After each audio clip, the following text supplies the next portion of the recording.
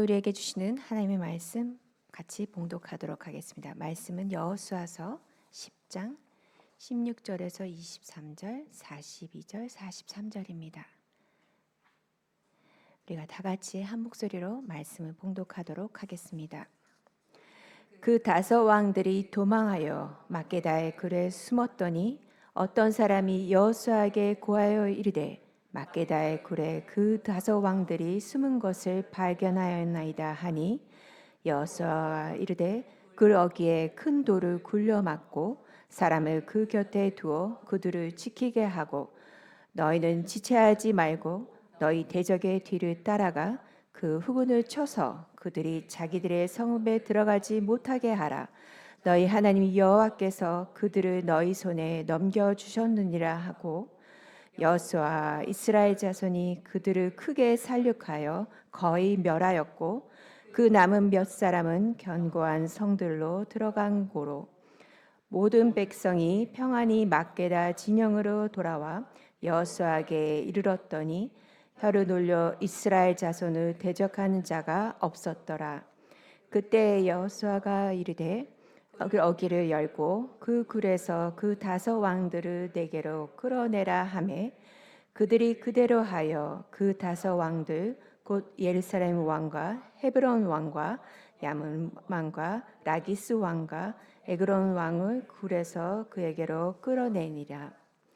이스라엘의 하나님 여호와께서 이스라엘을 위하여 싸우셨으므로 여호수아가 이 모든 왕들과 그들의 땅을 단번에 빼앗으니라.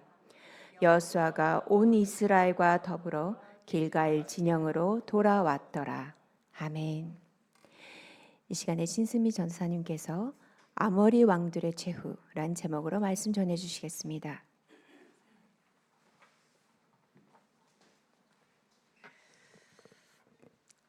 우리는 오늘 여호수아서 10장 두 번째 말씀을 살펴보고자 합니다. 이스라엘을 대적했던 가나안의 남부의 다섯 왕들은 그들은 전쟁에서 패하여 도망가기 시작합니다. 그들은 도망가다가 막게다라는 굴에 숨어 들어가게 되죠.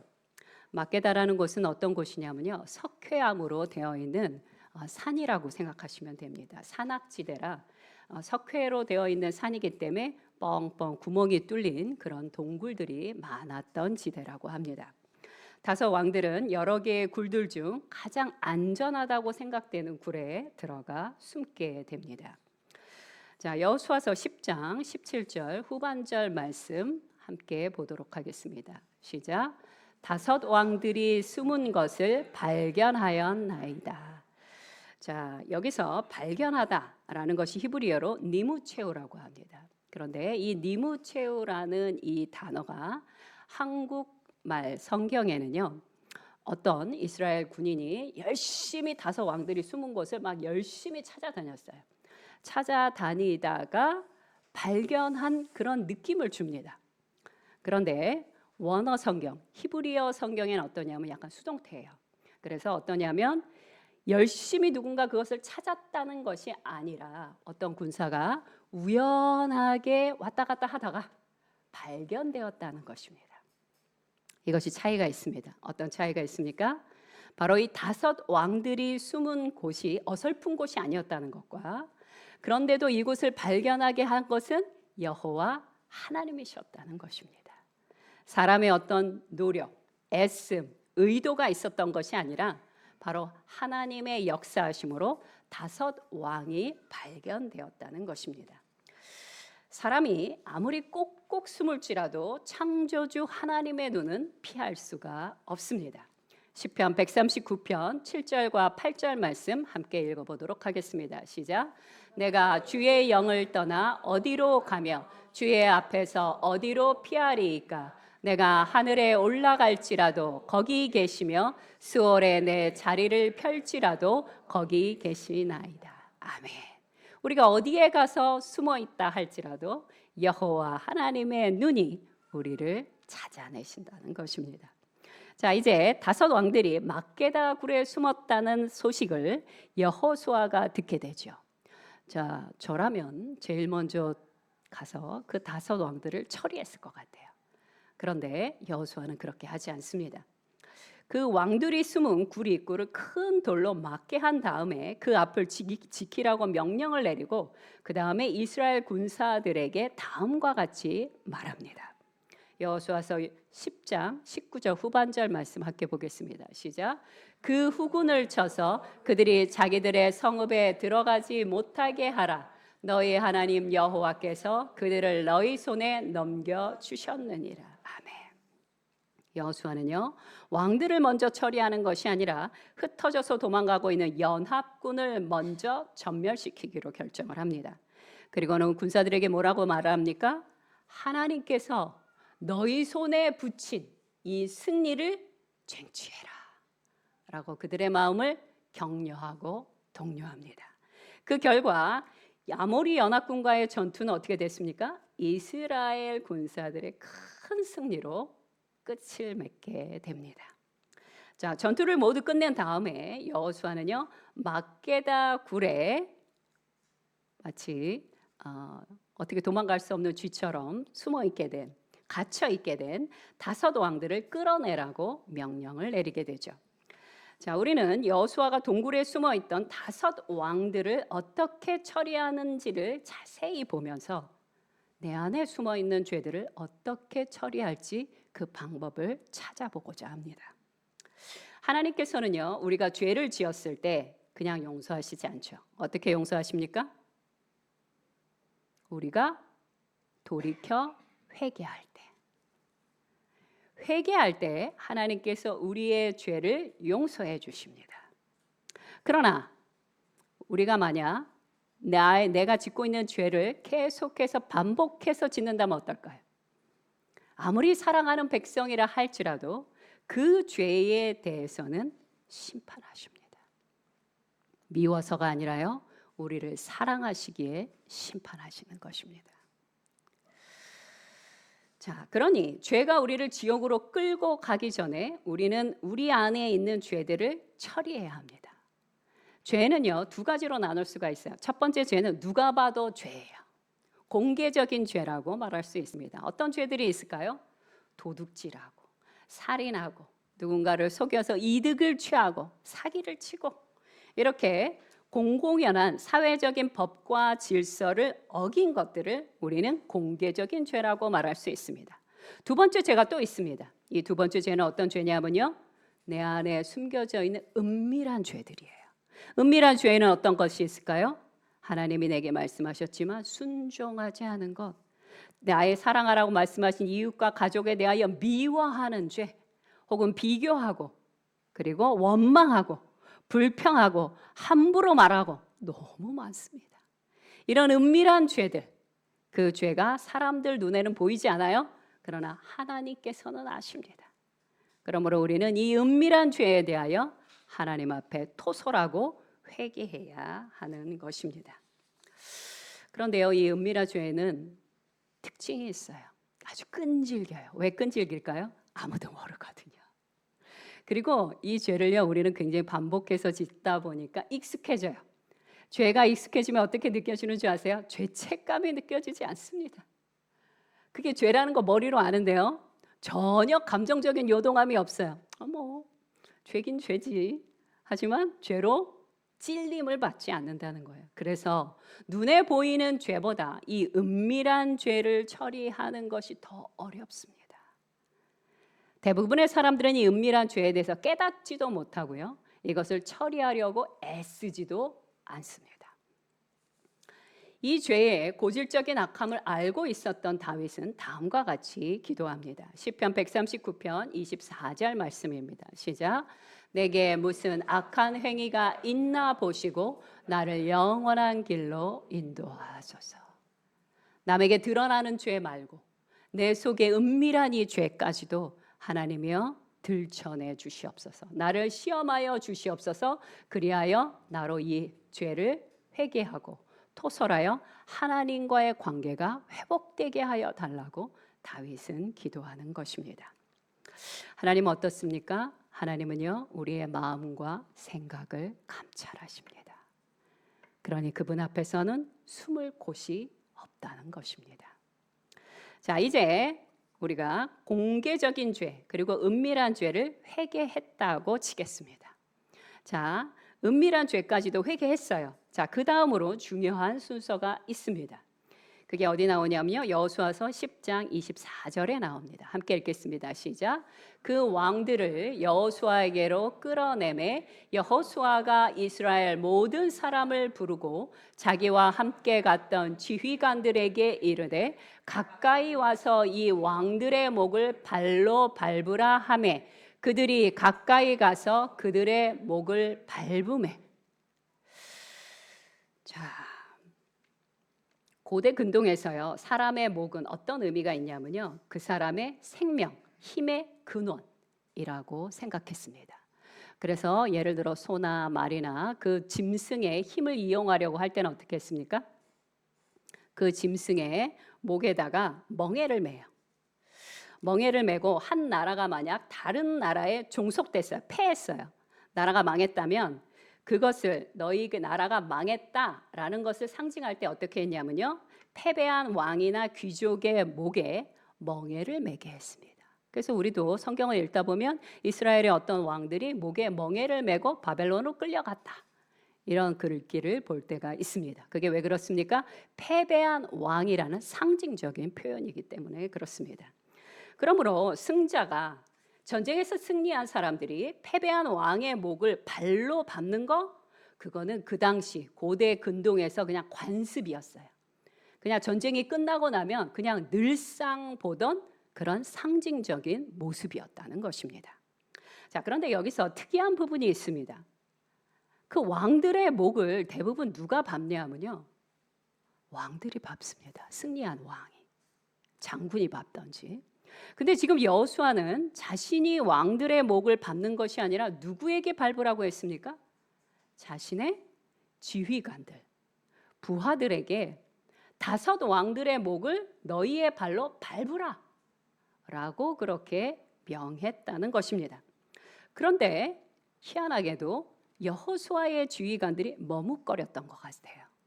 그들이 머뭇거리게 되자 여호수아가 그들에게 이렇게 말합니다. 여호수아서 10장 25절 말씀. 시작. 두려워하지 말며 놀라지 말고 강하고 담대하라. 너희가 맞서서 싸우는 모든 대적에게 여호와께서 다 이와 같이 하시리라 하고. 자, 여호수아는 왜 지휘관들에게 이렇게 말하는 걸까요? 그것도 제일 먼저 두려워하지 말아라, 이렇게 말을 했습니다. 왜냐하면요, 지금 여호수아의 지휘관들, 부하들은요, 왕들의 목을 자신들의 발로 밟는 것이 무섭고 두려웠기 때문이에요. 왜 무섭고 두려웠냐면 가나안 땅의 왕들은 누가 그들을 위해 기도하고 있을까요? 각 가나안 왕들의 섬기고 있는 우상들이 있습니다. 귀신들이 있습니다. 그 우상들을 섬기는 제사장들이 자신들의 왕의 전쟁에 나갔어요. 그럼 어떻게 하고 있겠어요? 열심히 우상을 향하여 기도하고 있었겠죠. 그래서 여호수아의 지휘관들 안에는 어떤 마음이 있었겠습니까? 괜히 저 왕들의 목을 내 발로 밟았다가 그 우상들의 저주가 내게 임하면 어떻게 하나. 바로 그 마음이 있었기 때문에 지휘관들은 감히 여호수아가 명령했음에도 불구하고 딱 가서 발로 밟을 수가 없었던 것이에요. 하지만 여호수아는 굳이 지휘관들에게 그 목을 발로 밟으라고 말합니다. 왜일까요? 왕들의 머리를 밟는 행위를 통해 거짓 우상을 버리고 세상의 죄가, 세상의 저주가 나와 상관없음을 확인하는 확실한 퍼포먼스가 되기 때문입니다. 여러분, 이런 퍼포먼스, 이런 상징적인 행동은 중요한 것이에요. 예를 들어서 저는 그런 경우를 종종 보는데요. 제 주변에서 만약에 카드를 너무 막 썼어요. 그래서 막 빚이 막 생긴 거예요. 그럼 그런 분들이 대부분 말씀하시는 게 뭐냐면요, 전사님, 저는 이제 카드를 가위로 자르려고 합니다. 뭐예요? 제가 더 이상 그 죄를 짓지 않도록 그것을 자르는 행위를 하는 것 통해서 더 이상 반복하지 않겠습니다. 이런 퍼포먼스라는 것이에요. 이것은 중요합니다. 예를 들어 내가 예수 그리스도를 믿었어요. 예수 그리스도를 믿기는 믿었는데 세례받기는 좀 부끄러워요. 사람들 앞에 나가서. 하지만 그것은 중요한 일입니다.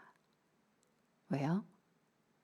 하나님과 사람들 앞에서 언약을 맺는 것이기 때문에 그래요. 내가 누군가를 사랑해요. 사랑하면 그냥 살면 되지. 왜 굳이 결혼식을 해? 그러나 결혼식이라는 것을 해야 합니다. 왜요? 그 과정을 통하여 언약을 맺는 것이기 때문에 그래요. 자, 지금 여호수아는요, 자신의 지휘관들에게 앞으로 계속 가나안 땅의 왕들과 전쟁을 치러야 돼요. 근데 그럴 때마다 그 우상들의 저주, 왕들에 대한 두려움이 그들 안에 있기를 원치 않았습니다. 그것은 아무것도 아니라 살아계신 여호와 하나님만이 우리의 왕이시라. 그들이 우리의 왕이 아니라 우상이 살아있는 것이 아니라 오직 여호와 하나님만이 우리의 왕이라는 것을 그는 지휘관들에게 가르쳐주고 있는 거예요. 한마디로 시청각 교육을 하고 있는 중이라는 것입니다. 여러분, 전 세계적으로 이스라엘의 교육법은 꽤나 유명합니다. 저도 아이들을 키울 때 이스라엘 교육법을 열심히 봤습니다. 자, 그들의 교육법은요, 단순히 교실 안에서 행해지는 것이 아니라 삶의 현장으로 나가서 어린 학생부터 고등학생에 이르기까지 삶으로 경험하게 합니다. 연습하게 합니다. 그들은 오감을 통해서 듣기도 하고 만지기도 하고 냄새를 맡기도 하고 행동을 통해서 익히기도 하면서 그들은 많은 시간을 보낸다고 합니다. 또한 교사들은 주로 학생들과 함께 이스라엘 전 지역을 다닌다고 합니다. 전 지역을 다니면서 역사와 지리, 자연에 대한 이론과 실천을 몸으로 배우게 하여서 어릴 때부터 이스라엘의 지형과 지리를 몸으로 익히게 하는 거예요. 몸으로 익히게 한 후 전쟁이 나게 됐을 때, 팔레스타인에 전쟁이 나게 됐을 때 훌륭한 한 명의 군인으로서 자신의 몫을 감당하도록 어릴 때부터 가르친다고 합니다.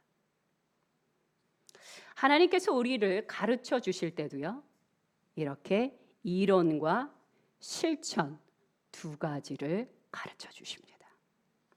먼저 우리를 성령으로 충만하게 하사 말씀을 깨닫게 하십니다. 그리고 삶 가운데 다양한 작거나 큰 기적들을 경험하게 하십니다.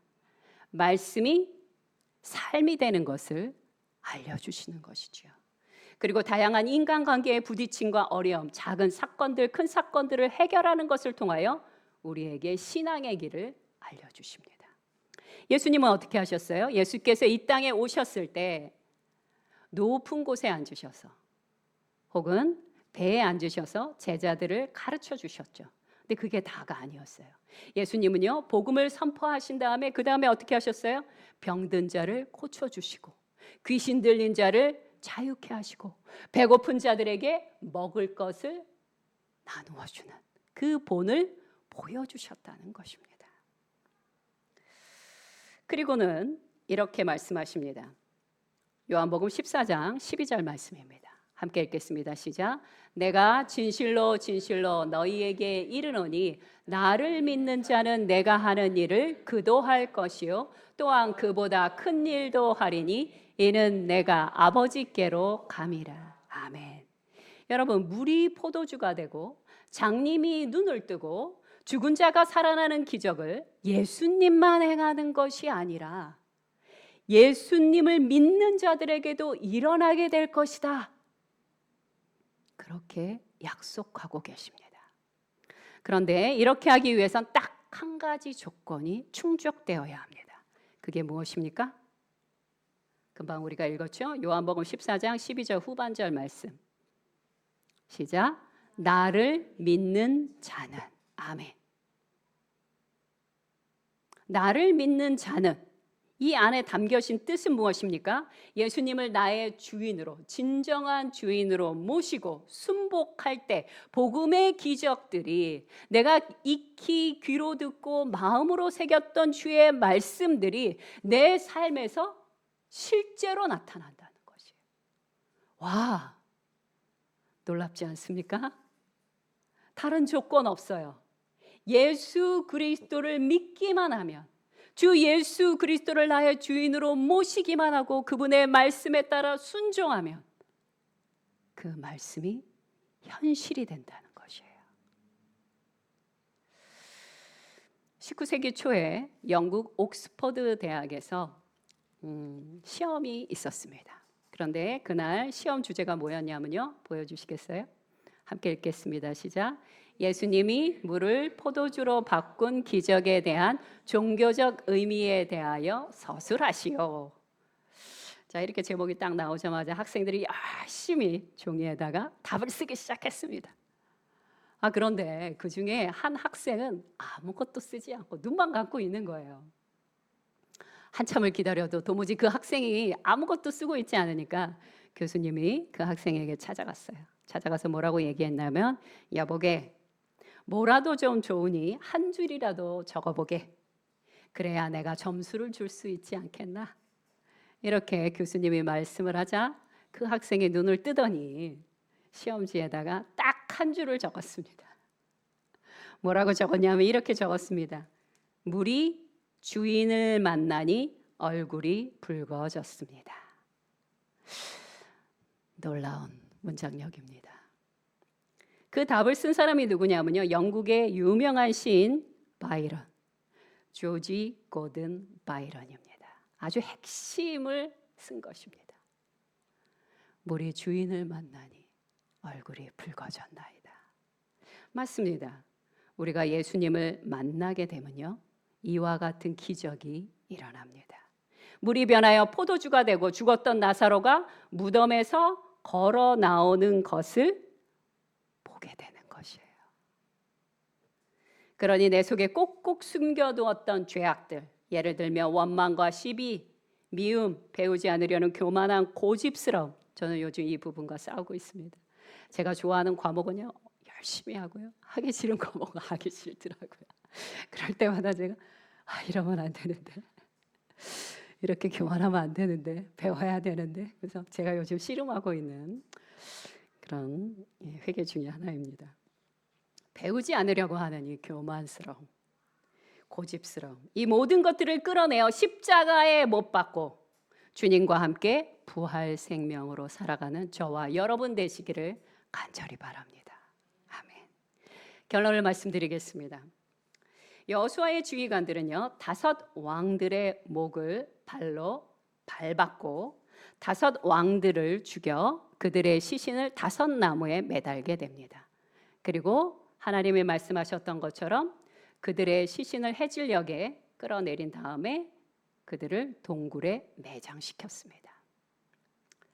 자, 이제 가나안 거민들 중 그 누구도 이스라엘에 대하여 함부로 말할 수 없게 되었습니다. 여호수아서 10장 21절 말씀 확인해 보겠습니다. 시작. 모든 백성이 평안히 막게다 진영으로 돌아와 여호수아에게 이르렀더니 혀를 놀려 이스라엘 자손을 대적하는 자가 없었더라. 아멘. 여러분, 세상은요, 마귀는요, 악한 영들은요, 어떻게든 우리의 약점을 끄집어내서 그것을 크게 확대해서 비난하고 그리고 원망하고 불평하려고 합니다. 이때만 그랬냐면요, 아니요, 지금도 동일합니다. 마귀의 본질은 바뀌지 않아요. 어떻게든 눈에도 잘 보이지 않는 그 우리의 연약함을 끌어내서 크게 말하려고 합니다. 그러나 이렇게 거친 세상 속에서도요, 하나님의 영광을 드러내는 이들이 있습니다. 대표적인 사람이 누구입니까? 애굽의 종으로 끌려갔던 우리의 요셉, 그리고 바벨론의 포로로 끌려갔던 다니엘. 그들은요, 종이었고 포로였지만 나중에 그 이방 땅에서 총리까지 됩니다. 그들은 그냥 총리가 아니었어요. 왕들을 감탄시키고 나라와 백성들을 깜짝 놀라게 할 만큼 훌륭한 총리가 되었습니다. 그래서 그들의 삶을 통하여 왕들도 백성들도 여호와의 이름을 칭송하게 되었습니다. 저는 우리 열방교회 모든 성도님들도 이 세상에서 하나님의 영광을 온전히 드러내기를 간절히 소망합니다. 두 번째, 예수님은요, 우리에게 세상을 이길 힘과 능력을 주셨습니다. 누가복음 10장 19절 말씀 함께 읽도록 하겠습니다. 시작. 내가 너희에게 뱀과 정갈을 밟으며 원수의 모든 능력을 제어할 권능을 주었으니 너희를 해칠 자가 결코 없으리라. 아멘. 그러니 악한 영들과 세상의 비난과 원망과 거친 말에 너무 마음 쓰지 마시기 바랍니다. 뭐가 됐든요, 우리는 이미 예수 그리스도 안에서 구원받은 백성들입니다. 세상 사람들이 뭐라고 말을 하든, 내가 어떤 일을 하다가 실패했다 하더라도 우리의 결과는 이미 주어져 있습니다. 우리의 결국은 무엇입니까? 구원받은 자, 승리한 자입니다. 하나님의 영광, 그 부활의 영광을 누릴 자입니다. 그러니 날마다 주님의 말씀을 듣고 믿고 순종함으로 남은 세월 동안 두려움 없이 하늘의 기적과 승리를 경험하는 용맹한 그리스도인의 군사가 되시길 함께 기도하겠습니다. 기도하겠습니다.